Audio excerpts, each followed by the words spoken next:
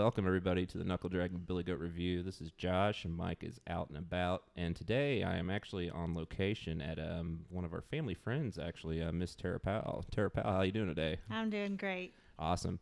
The premise of our show today, we did some episodes on medical type deals, ethics, and things like that. And I know that you've worked in the hospice industry.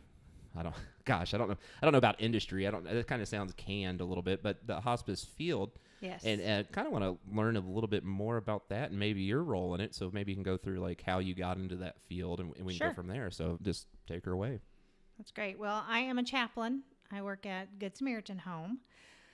Been there for 2 years. I worked in hospice for about 7.5 prior to coming to Good Sam. And very similar in nature, other than at Good Sam, I get to do some of the things that were more related to church ministry as well. So I have 25 years of church ministry experience and about 10 in end of life. So I enjoy both. Oh, really? That's kind of interesting, with end of life and especially with different religions and all that. We did a podcast, actually, Mike and I did, the buddy that we correspond, and we did it on euthanasia and just the different types, palliative care, the assisted end of life type deals. What's maybe your views on that, and especially being a chaplain? What necessarily do you think with that? Well, of course, it's a touchy topic. Oh, and definitely. I have watched people that have, battled with terrible disease and really struggled through that. And I can understand why anyone might consider it. To be honest, I have compassion about just understanding wanting the pain to stop, especially when the end result is going to be death. But I also, I'm a firm believer in Jesus Christ, and I believe that there is a time I think there's a time to be born and a time to die, just like it states in Ecclesiastes. And Right. I also believe that there's purpose in every breath we take. So I think even though we see suffering, I believe that when you're talking about end of life, I think that each moment matters. Knowing that you're going to die, I think, is a gift. I think you have time to, get closure within yourself. Okay. You have time to get closure within your faith. Get right with God, right. so to speak, get right with or your with maker your and all creator. that. Okay, yeah. To understand what your beliefs are. Have time to talk to your family. All those things, I think, death doesn't have to be the enemy. There is such a thing as a beautiful death and a beautiful ending. Huh. That's interesting. Whenever we think death, and especially in American society, we think grisly, just really, like the Reaper is coming. Absolutely. And all of that, and I liked how you put it, a beautiful death. And more so with, it is a gift in a ways, because that, yes, you are going to die. Right. With your body. That's right. I mean, your body's going to die. We all have that clock ticking. That's right. But at least I think what you're trying to say anyways is that, they know it's coming, so they can actually sit here and prepare their mindset more so to get right with it, Right. To say what they need to say and do what they need to do. And, that in itself is the gift of time, which we don't get to choose, Right. And, something I tell my patients is that, our bodies wear out. They were never meant to last forever. So there will come a time when our body starts to deteriorate and it starts to wear out, but our spirit remains. So there'll come a time that our spirit can no longer be held by our body. Right. And that's beautiful. So with your experiences with that, we talked about a beautiful death and coming to closure on that, just in your professional experience. And I don't want you to get in trouble with HIPAA or anything like that. But with your professional experience, how do a lot of people take that? I mean, how do they? I know there's stages of grief. The 5 or 7 stages of grief. Right. You go through the denial and anger and acceptance and all Yes. that. How do folks that know they're basically at the end of their life deal with that, from what you've seen?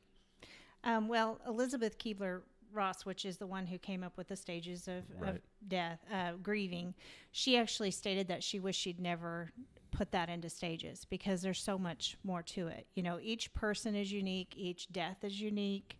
So each When I, am encountering a new family, I really do my best to just open myself up to what they need and what they want. And sometimes that's challenging. I have had a lot of experience with it, but I find most people want to talk about what's happening to them. Most people want to have conversations that maybe their families can't have. And that's where, having a chaplain or someone that is experienced in end-of-life discussions can be helpful, because we can talk about the unknown. Oh, yeah, we can the talk great unknown. Yeah, we can talk about the things that scare them. We can talk about maybe, I think that most people the reason why they fear death is because it's the unknown. It's the great unknown. Oh, definitely. Because people don't come back and tell you about it. No. So I think knowledge is power. And when we can give people some facts, when we can help them to have a little bit better understanding about what's going to take place, it usually calms them. That is awesome. Yeah, like you said, you're talking about Kubler-Ross and the stages of grief. It's not a linear path. That's right. It's really not, and, we've all been through situations where we've grieved. I mean, it's a natural human emotion. We all grieve. We all grieve differently, and for me, the role of a chaplain, we kind of sort of know about. I know about chaplains in the service or things like that, but what's like a daily... I want to know what you do each day. Like, if you could just say, what's a typical day for you, or maybe not so typical, maybe. I mean, I know that, especially with people, people aren't going to say, well, I'm going to die at 4:00 this That's afternoon. Right. It's absolutely.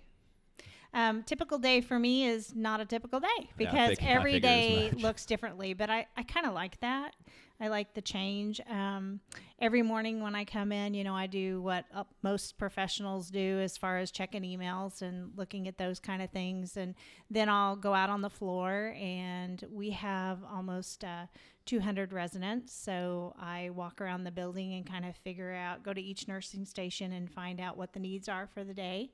And, there are times where it takes me, all day just to get from one side of the building to the other, because the needs are, there's a lot of needs. Right. And there are times when we have, someone who's passing. And in the event that I know that someone is getting close, then I visit frequently. Sometimes I'm sitting with the resident and, helping them. Sometimes I'm helping support the families. Sometimes it's just hospitality. I'm just doing everything that I can to help support them. I'm also there for the staff. So if there's a staff need, I provide support and counseling, whether it be emotional issues or whether they be spiritual issues. I do devotions for the residents. I have Bible studies for the residents. I pray for their meal times. We have a church service once a week.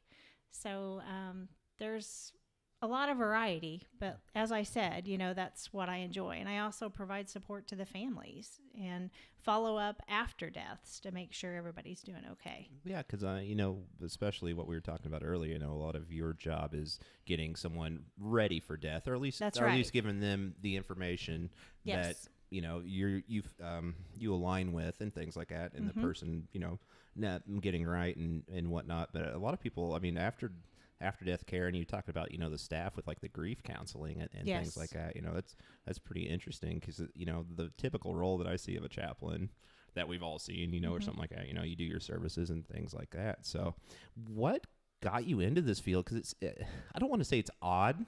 It is odd. Well, there's not very many people like me that get interested. No, I mean, I've known you for 4 years or so. Yes. I mean, you seem to have the personality that this is a caretaking type job. But I guess if you could just kind of go through, what brought you to be a chaplain, I guess, Sure. Well, I can tell you, when I was a young girl, I had no idea what a chaplain was. So that wasn't my lifelong dream. I wanted to be a dancer. I want to dance. Completely, opposite of what I'm doing today. Early in our marriage, we lost a child, and through the death of our son, Jacob, that brought me to a personal exploration of what did that mean? What did Jacob experience? What was it like for him? Where is he now? I had to really come to grips with what I believed and how strong was my faith. And so, that wasn't an easy task. No. But what I found was the more that I educated myself, the more peace I found with the process. And that was part of my grieving. And then, I was a stay-at-home mom for 13 years, and just dawned on me one day that my kids were actually going to all go to school. I don't know why I never thought of it before. So I was trying to figure out what I was going to do. I'd spent a lot of time in church ministry, doing everything from being literally the cleaning lady to eventually, after I went to school, serving as associate pastor. Decided to go back to school. And I was very gifted that my husband gave me the great blessing to just go after what my heart's desired. He told me not to worry about, how much money I would make or what it would look like or what it would feel like, just to do what I wanted to do. And he said, I don't even care if you use your degree. I think you need to do this. And that was a huge blessing. So I went into ministry, and I was looking to possibly go into biblical counseling. And about halfway through getting my ministry degree, my husband's grandmother was on hospice care. That was my first experience with hospice. She was in a freestanding hospice center in Columbus, Indiana, and it was beautiful. I was in awe of the care and the professionalism that was taking place, and I'd experienced lots of deaths of family members in the hospital setting, but never in a hospice setting. And I was so impressed with the chaplain that came in and spent time with his grandmother, spent an hour with her. And it wasn't just one of these, when you've got a loved one that's dying in the hospital, it's in and out. You got to think of those answers really, your questions really quick, because you're just trying to think of everything, because that doctor is going to be gone again. Well, this was a completely different setting. It was peaceful. She was in this big room. Her needs were being met, not only her physical needs, but also her spiritual, her emotional needs. The family was welcome to stay in the room with her. The chaplain stayed for an hour. Wow. He sung hymns to her. He asked her things about her life. He really made it personal, and it was about her, and it was her experience. And I just thought that was something I'd never witnessed before. So when we left there, I told my husband, I think this is what I want to do. I said, I don't know if my degree will even qualify. So his answer to me was, when we get home, I think you should call every hospice in town and find out if your degree would qualify or what you need. And I didn't do that. I thought it was a great idea, but I didn't do it. Yeah. So I kept trucking along. And then one day I had a dream. And in the dream, my husband was bringing me a young man that was dying and a baby that was dying. And he put them both, brought them to me, and he left. And I said, what are you doing? And he said, they're dying and they need you. And I said, I don't know what to do. And he said, yes, you do. And he walked away. And so when I woke up, I knew that was my sign. Uh-huh. So I called every hospice in town, and I found one that was willing to give me an internship. Took the internship, because with a unique field like end-of-life care, you may think that that's what you want to do, but really you kind of got to get into it to understand if it's really for you or not, because there's a lot of things you cannot prepare yourself for. Oh, most definitely, yeah. Yeah, so that's what I did, and I fell in love with it and was hired very quickly after that and finished my degree, and the rest is history. So I continued my education with getting a certification in grief counseling and pastoral thanatology, so that just helped me really be better at what I was doing. Oh, definitely. Yeah. Pad the stats a little bit, Yeah. Well, not just that, but, it's very important to me when you're dealing with the nature of work that I do, that I am offering my best to people, because it's a time when they need you the most. And not everybody wants to work in this field. It is a rare, thing to, I think, be interested in.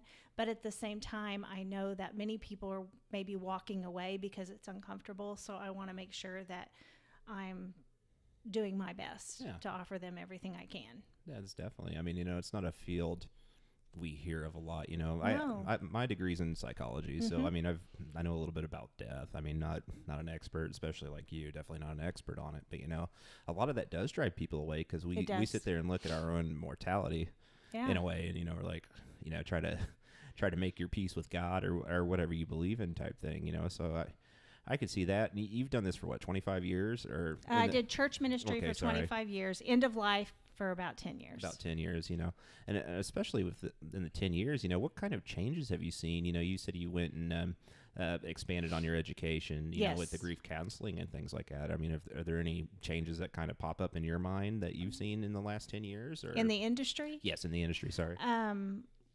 Well, I will say that, with all the advancements in technology, most things that we see in our world today, we can see that we benefited with time, that technology has been more improved, that things are faster, stronger than they've ever been. And I don't think this is true when you're dealing with grief and loss and death. I think that we've actually, in a way, gone backwards.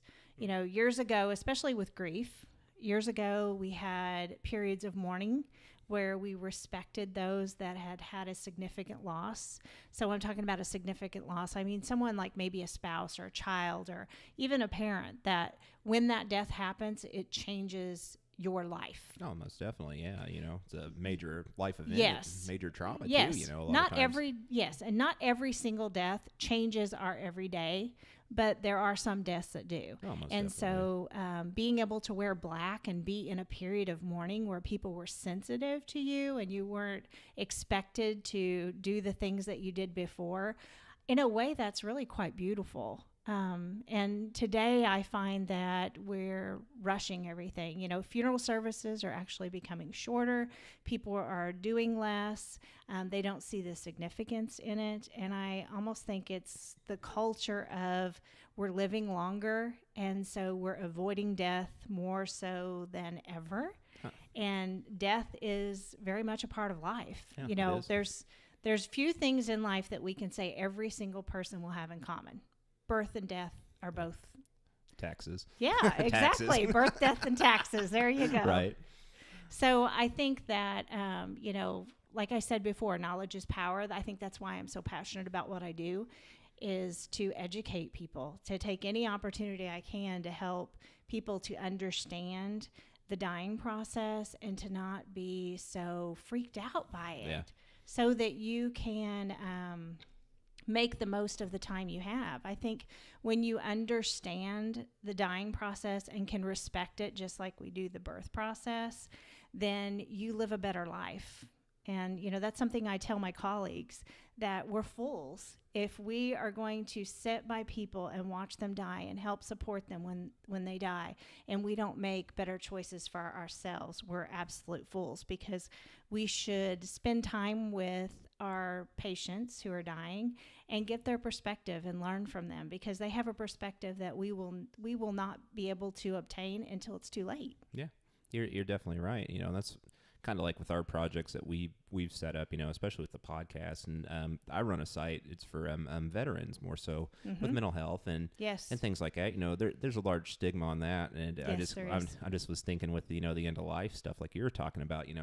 We put a lot of emphasis on birth. Yes, we do. A lot of emphasis. We sit here and we buy the crib, and we buy the bouncy house, and we buy all these things, but when it comes to death, it's like it's taboo. Yes. Especially in American society, and there's other societies that have a more favorable view on death and religious wise, things like that. And it's funny you talked about the mourning.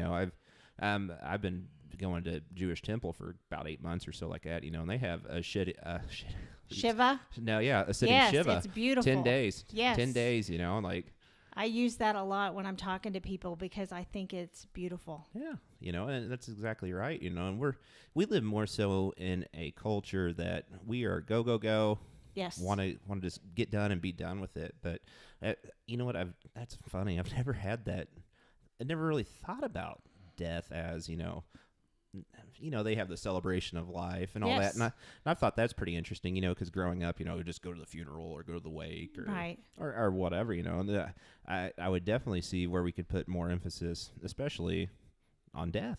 Yes. I mean, as scary as it is to, not know, but, if you can make your peace and find some sort of solace in it, then why not do it? Well, like you said, when you're when you're pregnant and you're preparing for the birth of the child, you've got 9 months, right? Yes. You read everything you possibly can. Most people do. Oh, yeah. You want read the books. I want to choose a name and all Yeah, this. and you talk to people. You want advice. There is so much preparation that goes into that. You're talking to your doctor on a regular basis. You're creating a birth plan, and you're actually not only creating a birth plan, but you also start to think of, if something goes wrong, what's the next set of criteria that we want to go to? If we can't have a natural birth, then, how are we going to manage this?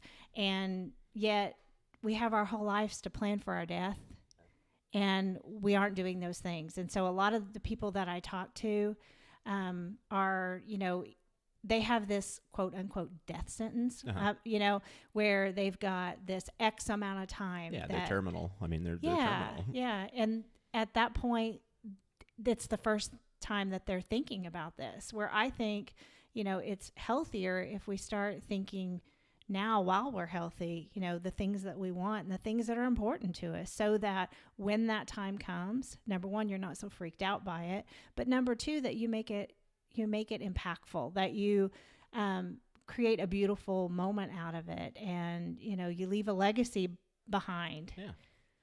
Yeah, most definitely. And that's what a lot of things, let their memory be a blessing. Yes. And that's what a lot of people don't think. You think, okay, someone's dead and that's it, and we forget about them. No, that's not it for people. It's not it for people. It's not. Especially we've went through death, and we've experienced death and grieving. And I've been in a situation. My sister lost a child right away. I mean, young. I mean, just same day. And that's terrible. It is. It's terrible, and I don't wish that upon anybody. But no one death is greater than the other one. But right. The more that we know, and like I like what you're saying here, the more education that we have behind it, maybe the better we can facilitate it. And, more so with our society anyways, especially, the birth is such a joyous occasion and things like that. And death's always seen, we see it in the movies where it's raining and everybody's wearing all black, and, the guy throws some dirt on somebody and that's it, and I don't know how we could necessarily change that as a culture. Right. It would be nice, obviously, if we could, but I think education. Yeah. And, there's a lot of similarities to birth and death. Yeah. I use this a lot when I'm talking to people, because births can be messy. Mm-hmm. They can be complicated. They can be confusing. They can also be beautiful. And death is the same. It really is. And there's no two births that are alike. No. And, when we want to be surrounded by the people we love. And it's really kind of the same, on both ends of the spectrum. Yeah, definitely. That's the thing, that we don't sit here and look at it that way. And I don't know what kind of paradigm shift we would need to look at it that way. But more so, your message and ministries and whatnot. And I know you run a site, Powell Ministries. If you would, just kind of take me through, why you set this up, what your guys' mission is, what your mission is, on that, and just whatever else you want to include. Okay, wonderful. Well, the vision for the ministry came about 14 years ago. And when I had little kids at my feet, and I was a stay-at-home mom, and I thought it was absolutely kind of crazy. I just kind of had this, this vision in my mind. This image popped into my head, and it was of me speaking in front of people. And at the time, there was a lady I used to watch on TV all the time, and her name was Joyce Meyer Ministries. Yeah, I know.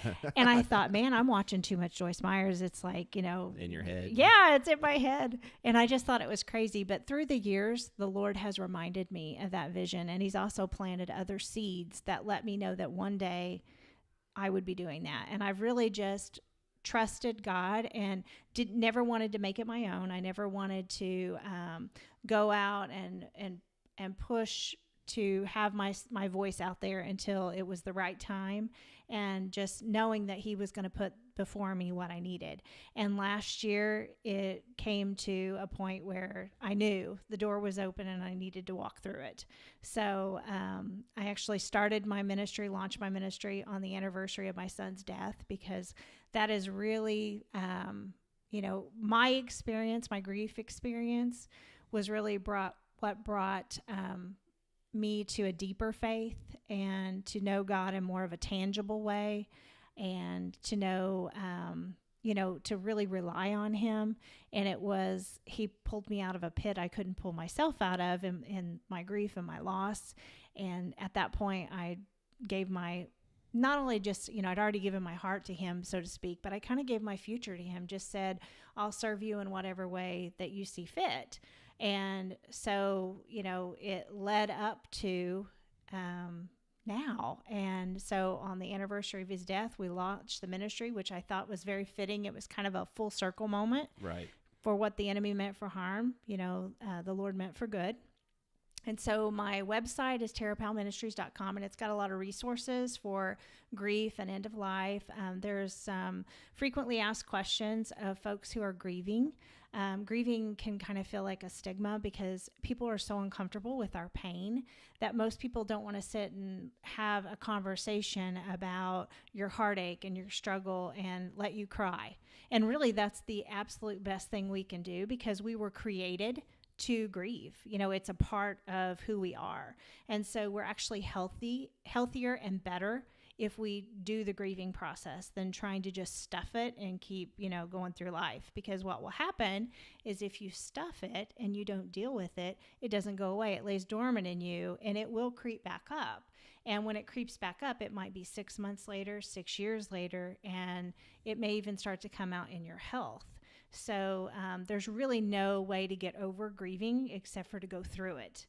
So those resources on there, but also if you're facing death yourself, I've dealt with many patients that had no one else to talk to, because anytime that they mentioned something, people thought they were morbid, and they stopped them. They would say, don't say things like that, and so they had no one to talk to. And just think of experiencing that yourself. If you know that you're dying, and there's things you want to say to the people you love, and there's things you want to talk through, your fears, your faith, whatever, and no one will let you talk. Yeah, because they're so afraid of it. And so that's crazy, though. Yeah. It is crazy, but it's true. Well, especially with loved ones. I couldn't think to myself, let's just say grandparent, parent, sibling, wife, spouse, whomever, is there, and they want to talk about, their feelings, and they get the opportunity to do it. We see a lot of people, when they have a tragic death, I don't want to say catastrophic, but a tragic death, that somebody gets in a car wreck, somebody dies. Right. I always wanted to, tell them this, or I wanted, just tell them this, or I just wanted one more day to do this or do that, and that's, I think, to miss out on the opportunity to actually talk to somebody about how they're feeling. Yes, that's in the that gift. Stage of their life. That's it. That's the gift. I believe that would give me more closure than saying, well, I wish I would have told so-and-so I loved them, or, I wish I would have told so-and-so how I really felt. And you just hit on it. Actually, you hit on it. What amazed me with my education and with my experience is I realized that it's more basic than what anybody ever imagines, because it really just boils down to getting back down to humanity and being able to connect with another person on such a basic level of knowing that when we allow ourselves to grieve, when we tap into the emotions, we're actually better for it, and we are already equipped to handle it. We're just so afraid of it that we just, we keep it at arm's distance. And like when you have a loved one that's dying, having those conversations are healing. Yeah. They're healing for you, they're healing for them. And really, grief starts from the moment of diagnosis. Yeah. It really does. So you're grieving a little bit at a time, you just don't recognize it. And everybody's so afraid of that final moment. But when you're preparing for that final moment, and I've been there and I've seen some really beautiful endings, and that's been when people have been preparing for it, and it's like crossing that finish line, like when you're running a marathon and you've prepared for this, and you're tired and you're worn out and you don't think you can make it another step, and then you cross that finish line, and I call it the finish line of faith. And once they cross that finish line of faith, there's nothing waiting for them but rest and reward. It's over, but over in a good way for them, you know. For us, of course, there's going to be sorrow, and I'm not trying to take the sadness out of it, because sadness is just part of it. Oh, most definitely. You lose a integral part of your life. Somebody that's important to you. Absolutely. And it's people grieve differently too. That's one of the things. And like we talked about with the Kubler-Ross stages of grief, it's not a linear path. It's Exactly. not a linear path. Yeah. Maybe you get angry first. Maybe you deny first. Maybe you Exactly. accept it right off the bat. Who knows? And that's what it gets at. And it's all okay. Yeah, most definitely it is. We're human beings, and we have to have certain needs met.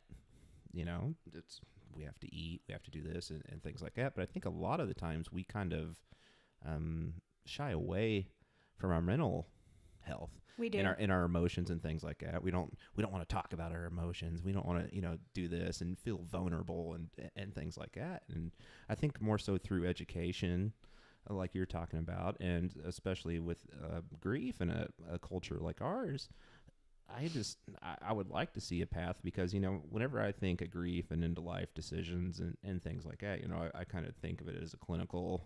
You're here and we're going to give you some sort of palliative care, or you're going to sit here, you're going to take a pill and just whatever, you're going to pass on. But actually having that emotional behind that, spiritual things of that nature, it's really, really relieving to have. So, that's crazy. And I hate to say that. Yeah, it's crazy, but and the more holistic things can be, sometimes medicines get in the way. Sometimes medicines are complicating things. One of the biggest battles we have when we're dealing with end of life is, our bodies start to not want food because, number one, we're not burning fuel. But another reason is food can start to be painful and get in the way, actually. But it can make somebody choke, and we love people, so we want our loved one to eat, and we don't want them to starve to death. So we have all these fears related to end of life. But when we trust the body and we just follow its lead, if somebody's hungry, they can eat. And if they're thirsty, they can drink. But if they're not wanting it, there's a reason. Yeah. And we just have to trust that. So the more holistic we are in our approach to end of life is really the better. And I think that's what's so hard for people to understand, because in their minds, it's giving up. When you pull things back, that you're giving up. But it's not giving up. It's just changing the way you're viewing it, and you're providing comfort, and you're just listening to the person and what they need. Yeah. Your body's going to tell you what you want. We go through our hierarchy of needs, Yes. our Henry Maslow, good stuff like that, making these leaps and bounds. And I never thought about more so, because we think hospice, we think, palliative care, we think give them medicine, make them comfortable. We do make them comfortable, but like you're talking about, feeding someone, well, maybe that's uncomfortable. Exactly. And why not, like you're saying, just take the lead. Whatever you believe in and things like that, why not let this person decide what they want to do?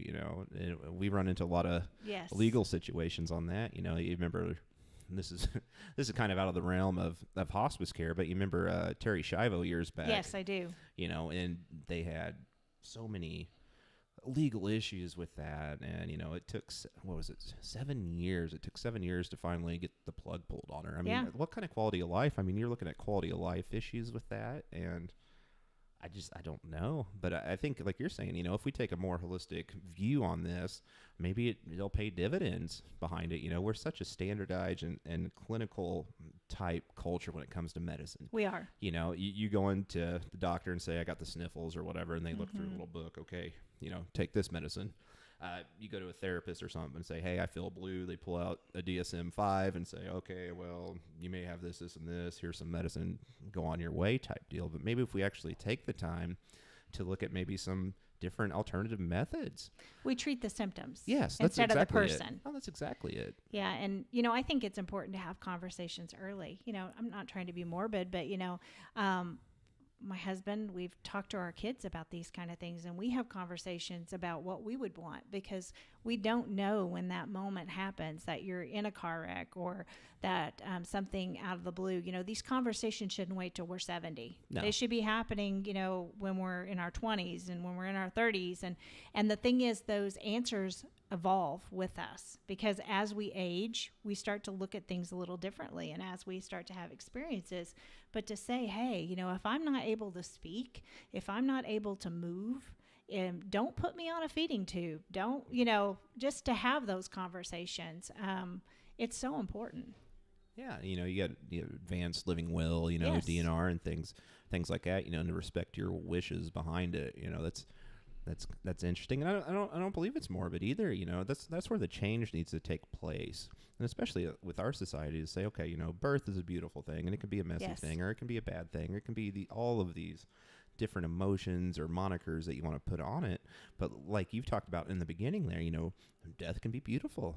It is. And if you look past a lot of it, or look into it introspectively at yourself, it just kind of comes down to your faith-based systems and things like that, and that's what the change can take place, but I don't know how long a change would take place. You know what I'm saying? Well, that's the that's bad true. thing about it. And you know what? Yes, my faith beliefs are very strong, but it's so important to me that when I'm caring for someone, that what they believe is being held in great respect, and that they are treated with absolute dignity. So even when they believe completely opposite of me, or they're wanting to do things that I personally don't think is best because of my experience, there is something really valuable about knowing that you are honoring someone's wishes. Oh yeah, most definitely. And the thing is, you're more so there. We see a lot of time with religion and things like that. People get to these things. You must believe in this, or That's this right. is going to happen. I think more so the role that you're describing is, you're giving the information out. And you're telling what you believe, and like you're talking about, it may not be something that person believes or anything like that, but you're giving the information. And Right. And if they take it and run with it, fine. If they don't, fine. But you're still there too, with the religious standpoint as well, is to give some sort of clarity of what through the grieving process. And Right. I think that's really neat, for lack of better terms. Yes. Really it is. Well, one of my favorite quotes is that I dance with all my patients, but I always let them lead. I guess that goes back to the little girl who wanted to be a dancer, right? Yeah, that's funny. Yeah, you see, you tied it I all together did. again. Awesome.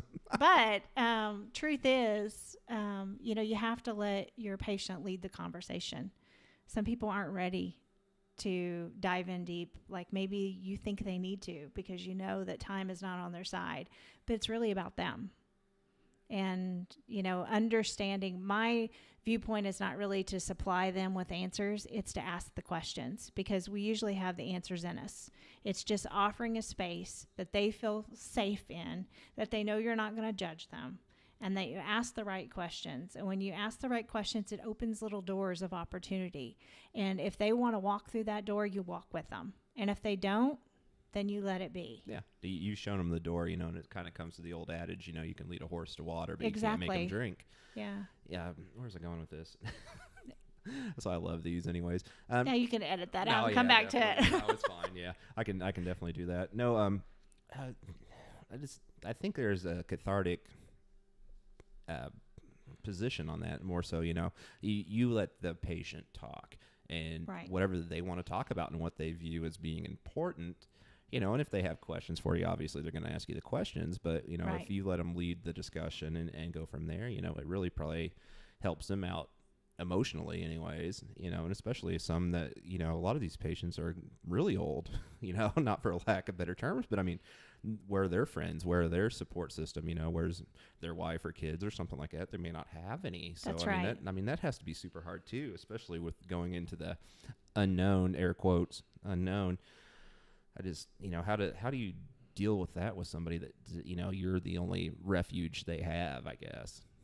Well, I just be that refuge. I'm not trying to make it sound more glamorous than what it is, but I think the best thing I do for people is show up. I show up and I'm present, and presence is healing. Just offering someplace, one of the things that I'll say is the best thing you can do for somebody when they're grieving is hold them while they cry. It's not a 12-step program. It's not, do this and do that and then you'll feel better. as a grief counselor, many times, that's the struggle is, you can't make it better. You can't offer them this one or two, punch thing that's going to work. Yeah, but take the red pill or take the blue pill, exactly. and then this will make it better. Right, and people want that. People show up for counseling because they want that. And I think they can feel a little discouraged when they find out that, no, this is a process, and processes aren't comfortable. They're not necessarily always pretty. They can be complicated, but it is the best way, is to listen to yourself.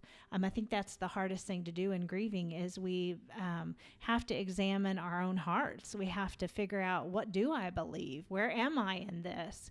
And that's the biggest struggle. Like you'd mentioned, being vulnerable.